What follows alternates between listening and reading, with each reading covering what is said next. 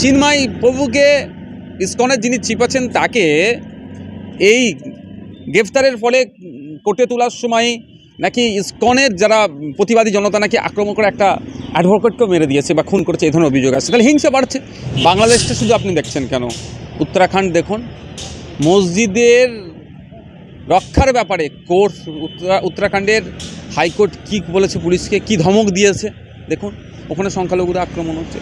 উত্তরপ্রদেশে চলে যান, মসজিদ সার্ভের নামে গুলি করে মুসলিম ছেলেদেরকে মেরেছে।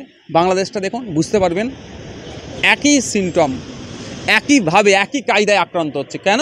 সংখ্যালঘু। সারা পৃথিবীতে আপনি দেখতে পাবেন সংখ্যালঘুরা তাদের কোনো জায়গায় ধর্মীয় পরিচয় সংখ্যালঘু, কোনো জায়গায় জাতিগত, কোনো জায়গায় বর্ণগত, কোনো জায়গায় কালচারালি, কোনো জায়গায় ভাষাগত সংখ্যালঘু হওয়ার ফলে আক্রান্ত হচ্ছে। বাংলাদেশে যেটা হচ্ছে কোনোভাবেই কাম্য নয়। বাংলাদেশেও সংখ্যালঘুদের উপর দমনপীড়ন চলছে, এইভাবে খবর পাচ্ছি। চিন্ময় প্রভুকে ইসকনের যিনি চিফ আছেন তাকে এই গ্রেফতারের ফলে কোর্টে তোলার সময় নাকি ইসকনের যারা প্রতিবাদী জনতা নাকি আক্রমণ করে একটা অ্যাডভোকেটকেও মেরে দিয়েছে বা খুন করেছে, এই ধরনের অভিযোগ আছে। তাহলে হিংসা বাড়ছে। এই ধরনের হিংসা কোনো মতেই কাম্য নয়। আমি বাংলাদেশ ইন্টেরিয়াম সরকারের কাছে এটুকুই দাবি রাখতে পারি, কারণ এটা হচ্ছে একটা ইন্টারন্যাশনাল ইস্যু, এইটা জানাবে ভারত সরকার। কিন্তু দুর্ভাগ্যের বিষয়, সে ভারত সরকারের কোনো স্ট্রং কোনো মেসেজ দেখতে পেলাম না ভারত সরকারের পক্ষ থেকে বা বিদেশমন্ত্রীর পক্ষ থেকে। যেভাবে প্রতিবেশী রাষ্ট্রে হিংসা ছড়াচ্ছে, ওটাকে কন্ট্রোল করা দরকার। তারপরেও আমি একজন ক্ষুদ্র নাগরিক হিসাবে আমি বাংলাদেশ ইন্টেরিয়াম সরকারের কাছে অনুরোধ করব, বাংলাদেশের সংখ্যালঘুদের মাল, জান, ইজ্জত সবটারই নিরাপত্তার ব্যবস্থা করতে হবে, এই দমনপীড়ন বন্ধ করতে হবে। উত্তরপ্রদেশে 500 বছরের পুরনো মসজিদে ইনকোয়ারি করার জন্য গিয়েছিল। সেই জায়গায় মুসলিম সম্প্রদায়ের কিছু মানুষের সঙ্গে বিভ্রান্ত হয়, 5 জনের প্রাণ গেছে, আমরা শুনেছি। সে নিয়ে আমরা কাউকে কোনো কিছু কথা বলতে শুনছি না। কিন্তু বাংলাদেশ আমাদের প্রতিবেশী দেশ, উত্তরপ্রদেশ আমাদের ভারতবর্ষ। সেই উত্তরপ্রদেশের কথা কেউ কিন্তু বলছে না। বাংলাদেশ ইস্যু নিয়ে আমাদের বিধানসভায় বিরোধী দলনেতা কালকে আমরা দেখলাম তিনি মোর্চা বার করে হাতে ছবি নিয়ে আন্দোলন করছে। দেখুন, খেলা তো ভাই সবই সংখ্যালঘু আর সংখ্যাগুরু। বাংলাদেশে যারা আক্রান্ত হচ্ছে সেটা বাংলাদেশের সংখ্যালঘু, কিন্তু ভারতবর্ষের যদি এদের ভোট ব্যাংকে, সংখ্যাগুরুদের ভোট ব্যাংকে এদের টার্গেট শুভেন্দু অধিকারীদের, সেই না ওখানকার সংখ্যালঘুদের আক্রমণ হচ্ছে। ওদের যে ধর্মীয় পরিচয়, এখানকার সংখ্যাগুরুদের ধর্মীয় পরিচয় এক, ফলে ওদের হয়ে গলা পাঠালে এখানকার সংখ্যাগুরুদের ভোটটাকে আরও পেতে পারবে। এই নিয়ে এখানকার সংখ্যালঘুদের হয়ে কথা বললে তার শুভেন্দু অধিকারী ভোট বাড়বে না, ওনারা ভাবছেন, সেই জন্য বলছে না। এই ভোটের খেলা খেলছে। আর দেখবেন তৃণমূল এখানকার সংখ্যালঘুদের জন্য গলা ফাটাবে, কারণ ভোটটা তার দরকার বলে। যদিও উত্তরপ্রদেশ নিয়ে গলা ফাটাতে দেখলাম না, উত্তরাখণ্ডের ওই মসজিদকে নিয়ে গলা ফাটাতে দেখলাম না, মসজিদে আজান দিতে গেলে নাকি অনুমতি লাগবে, এই ধরনের যে চাপিয়ে দেওয়ার ব্যাপারে কোনো গলা ফাটাতে দেখলাম না। অনেকেই মানুষ বলছে যে কিছু মানুষ রয়েছে তারা মুসলিম দরদি, মুসলিমকে সমর্থন করে।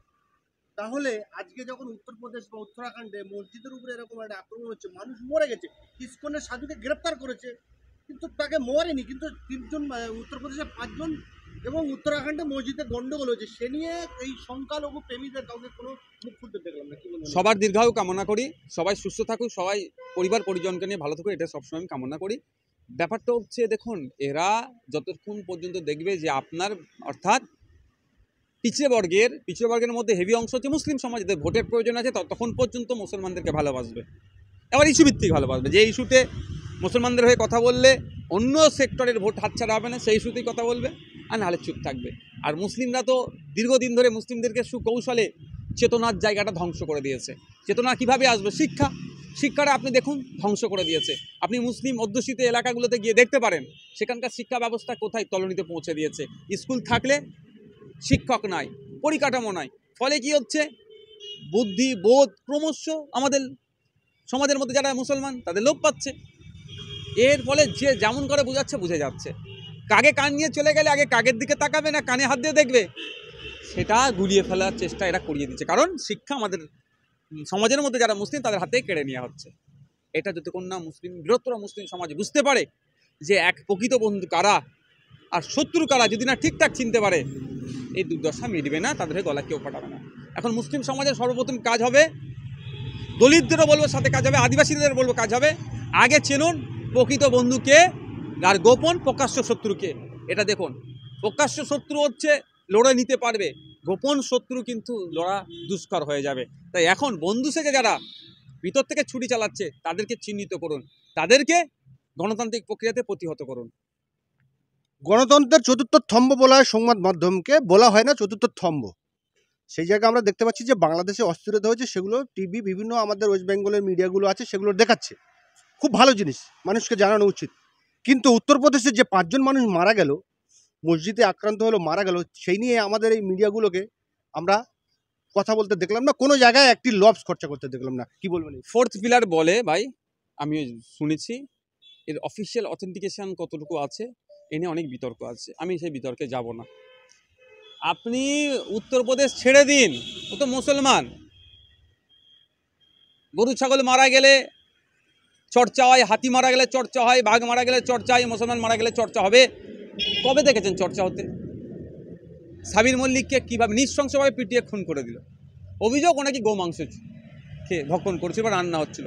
পরে ওখানকারের পুলিশই বলছেন যে ওটা রিপোর্ট করেছে যে ওটা গোমাংস ছিল না। তা নিয়ে কোনো চর্চা হয়নি, কোনো ডিবেট হয়নি, কোনো আন্দোলন হয়নি। সে অর্থে আমরা কিছু করেছি। ব্যাপারটা হচ্ছে, আপনি আবার বলছি মুসলমানদের পাটটা ছেড়ে দেন, আপনি চলে আসুন মণিপুরে। মণিপুরে আজ 2-2.5 বছর ধরে যেভাবে ওখানকার দুটো জনগোষ্ঠীর মধ্যে, কুকি আর মেথি জনগোষ্ঠীর মধ্যে লড়াই লাগিয়ে রাখা হয়েছে, লাগিয়ে রেখে ক্ষতি হয়ে যাচ্ছে, সেই নিয়ে কোনো চর্চা নাই, সে নিয়ে কোনো কথা।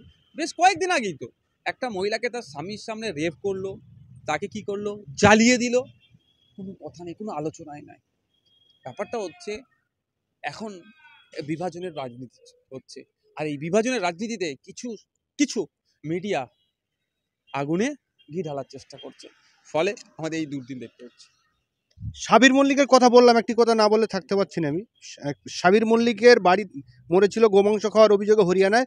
তাকে অভিষেক বন্দ্যোপাধ্যায়ের তহবিল থেকে টাকা দেওয়া হয়েছে, তাকে ওই স্ত্রীকে চাকরি দেওয়া হয়েছে। খুব ভালো জিনিস, খুব ভালো হয়েছে। কিন্তু সেই সঙ্গে সঙ্গে দেখলাম আমরা ঢোলায় আবু সিদ্দিক, এই রাজ্য পুলিশের উপরেই অভিযোগ রয়েছে বলে কি ঢোলার আবু সিদ্দিকের বাড়ি, তার কোনো চাকরি দূরের কথা, কোনো তৃণমূলের ছোট বড় নেতাকে কিংবা রাজ্য সরকারের কোনো প্রতিনিধিকে যেতে দেখলাম না। বড় দুঃখ লাগে যখন একই জিনিস যখন অন্য রাজ্যে ঘটে আর এই রাজ্যে ঘটে, দুরকম চোখে দেখা হয়। ওটা বিজেপি শাসিত রাজ্য হয়েছে, তৃণমূল কত পরিষেবা দিল এই বলে তো মার্কেটিং করবে।